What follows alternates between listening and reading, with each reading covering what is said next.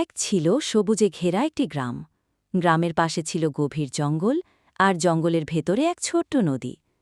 প্রতিদিন শিশুরা নদীর ধারে খেলতে যেত, কিন্তু তারা কখনো নদীর ওপারে যেত না, কারণ সবাই বলত সেখানে রহস্য লুকিয়ে আছে। একদিন গ্রামের মেয়ে মায়া ফুল তুলতে তুলতে নদীর ধারে গেল। হঠাৎ আকাশে ভারী বৃষ্টি হল, আর সেই বৃষ্টির শেষে দেখা গেল এক রংধনু। আশ্চর্যজনকভাবে রংধনুর রংগুলো নদীর দুই ধারে নেমে এসে যেন এক সেতু বানিয়ে দিল। মায়া সাহস করে রংধনুর সেতুতে পা রাখল। সে ওপারে গিয়ে দেখল অদ্ভুত এক জায়গা। গাছের পাতাগুলো ঝিকমিক করছে, পাখিরা মানুষের ভাষায় গান গাইছে, আর এক ছোট্ট হরিণ এসে বলল, মায়া, তুমি আমাদের দুনিয়ায় প্রথম অতিথি।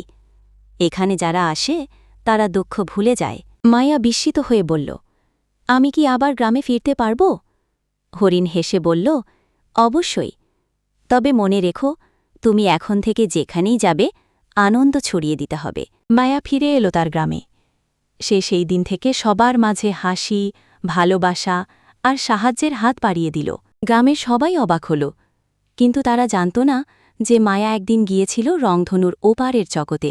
এরপর থেকে যখনই বৃষ্টি শেষে রংধনু উঠত, গ্রামের শিশুরা আনন্দে বলত, হয়তো আবার রংধনু সেতু খুলবে।